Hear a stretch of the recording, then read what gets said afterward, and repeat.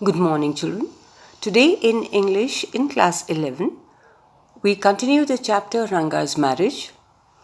And we had talked yesterday about how all the villagers had come to see Ranga when they came to know that he had returned from Bangalore to see in person if there was any change in him or not.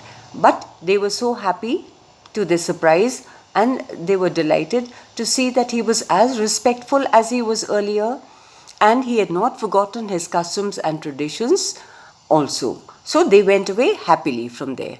And now there was a little conversation between Ranga and the narrator, that is Shama, and Ranga came and touched the feet of the narrator. And the narrator was very impressed by the politeness, the courtesy, and the respect that he extended towards him. As for his namaskar to me, he did not do it like any present day boy. That meant that he actually touched the feet of the narrator. And he's saying that he did not do the way normally the boys did now. And how did the boys do nowadays? With his head up towards the sun. That is, if a boy, the present day boys, if they did namaskar, their head was up towards the sun, standing stiff like a pole without joints, jerking his body as if it was either a wand or a walking stick. Wand is a slender stick. So he says that unlike the present day boys who stiffly stood there and they did not touch the feet of the elders when they were seeking their blessings. So that is why Ranga, the way he did his namaskar and the way he touched his feet, he was very impressed by all that. He bent low to touch my feet. May you get married soon. And that is the blessing that he gave him, that may he get married soon. After exchanging a few pleasantries, I left. Pleasantries, courteous remarks and the interaction, and after that he went home. That afternoon when I was resting, Ranga came to my house with a couple of oranges in his hand. So he visited him, that is the narrator, Shama, and he came to his place, and when he came to his house, he brought along with him a couple of oranges as a gift for the narrator. A generous, considerate fellow. That meant that he was very generous, and he brought those oranges just as something. When we visit somebody, we either bring a gift, fruits, oranges or whatever. So that is what he did, and that is further impressed him all the more. It would be a fine thing to have him marry, settle down and be of service to society, I thought. And when he saw all this earlier, the way he did his namaskar, the way he touched his feet, and now when he came home and he brought with him the oranges along, so he thought that he was very generous, he thought that he was very considerate, and he also felt that we need more people like this in the society, because children learn from the elders. So if the right kind of values are inculcated among the little children, obviously when they grow up, they will also be helping the society and provide the services to the society. For a while we talked about this and that. There was a general conversation between the two.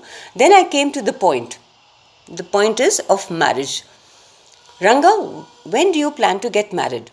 I am not going to get married now, he said. So Ranga expressed his view about marriage, that he had no plans to marry now.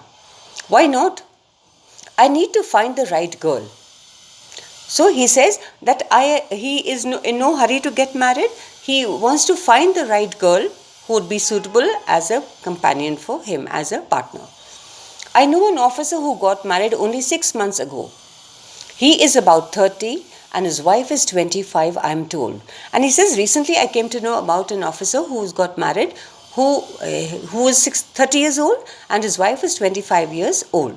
So they have married at a later age when they are both mature. They will be able to talk lovingly to each other. In other words, that they will be able to understand each other well because they are both mature now. Let's say I married a young girl. She may take my words spoken in love as words spoken in anger. That means that he says that if I marry a very young girl, I may not be able to get along with her very well, and if I am speaking lovingly, she may misunderstand me and feel as if I am angry. So that is what he meant to say, that he wants to marry a little later, marry somebody whom he likes and who is mature. Recently, a troupe in Bangalore staged the play Shakuntala. Troupe is a group of actors. So it says there was a play that was put up, that was staged, that is a play of Shakuntala. There is no question of Dushyant falling in love with Shakuntala if she were young like the present day brides, is there? So he gave an example of this. What he meant to say was that he wanted to marry a little later, somebody who would be mature and be able to understand him. What would have happened to Kalidas' play? If one gets married, it should be to a girl who is mature. That is what he felt and believed in, that the girl should be mature, then he would like to marry that girl. Otherwise, one should remain a bachelor until such a time when he is able to find a suitable girl, a girl who is mature and able to understand him. He would much rather prefer to remain a bachelor. That's why I am not marrying now. That means that I have no plans in the near future to get married. Is there any other reason? So he asked him that, is there any other reason also besides this? A man should marry a girl he admires. That means a girl whom he likes, a girl whom he loves. What we have now are arranged marriages. Here he is expressing his views about arranged marriages and love marriages. So he would like to get married to a girl whom he loved, whom he admired.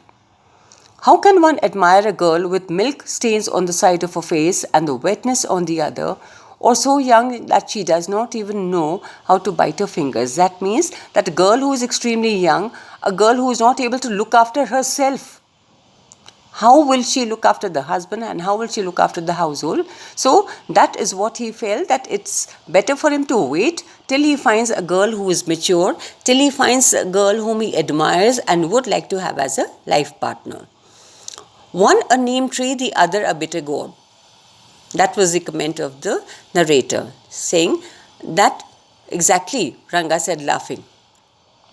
I was distressed that the boy who I thought would make a good husband had decided to remain a bachelor. I was distressed, that means he was very upset. Why was he upset? Thinking about the views of Ranga about marriage. And he says, I thought he would make a good husband. He felt that Ranga would prove to be a good husband, would be understanding and a good person as well. He says, had decided to remain a bachelor. So the narrator was very upset when he came to know about the views of Ranga, and he felt that he should get married. After chatting for a little longer, Ranga left. And after some time, he left. That is, Ranga went home.